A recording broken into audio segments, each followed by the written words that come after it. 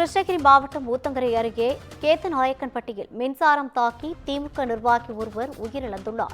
இதனை அண்மை செய்தியாக பார்த்துக் கொண்டிருக்கிறோம். இது குறித்தான கூடுதல் விவரங்களை வழங்குவதற்காக நமது செய்தியாளர் பாஸ்கர் இணைப்பில் இருக்கிறார். வணக்கம் பாஸ்கர், என்ன நடந்தது, விவரங்கள்? வணக்கம் ரவீனா.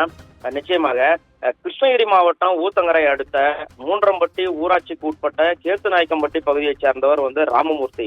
இவர் கேத்துநாயக்கம்பட்டி திமுக கிளை கழக செயலாளராக பணியாற்றி வருகிறார். இந்த சூழ்நிலையில் கேத்துநாயக்கம்பட்டியில் பொது இடத்தில் உள்ள திமுக கொடிக்கம்பத்தை அகற்றும் பணியில் திமுகவினர் ஈடுபட்டுக் கொண்டிருந்தனர். அப்பொழுது எதிர்பாராத விதமாக மின்சாரம் பாய்ந்து கேத்துநாயக்கம்பட்டி கிளை கழக செயலாளராக இருந்த ராமமூர்த்தி உள்ளிட்ட 5 பேர் படுகாயமடைந்தனர். இந்த சூழ்நிலையில் படுகாயமடைந்த அனைவரும் சிகிச்சைக்காக ஊத்தங்கரை அரசு மருத்துவமனையில் அனுமதிக்கப்பட்டனர். அப்பொழுது சிகிச்சை பலனின்றி ராமமூர்த்தி இறந்துவிட்டார் என்ற தகவலை மருத்துவர்கள் தெரிவித்தனர்.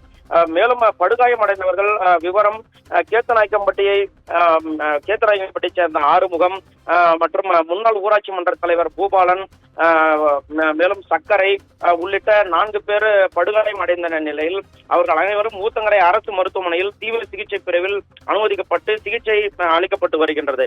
மேலும் சம்பவ இடத்துக்கு ஊத்தங்கரை திமுக ஒன்றிய செயலாளர் குமரேசன், நகர அவை தலைவர் தணிகை குமரன் உள்ளிட்ட நிர்வாகிகள் விரைந்து சென்று ஆறுதல் கூறினர்.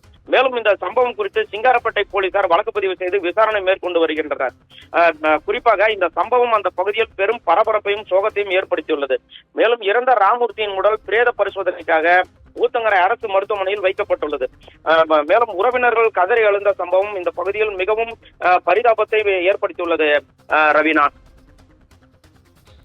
கூடுதல் விவரங்களை வழங்கியமைக்காக நன்றி பாஸ்கர்.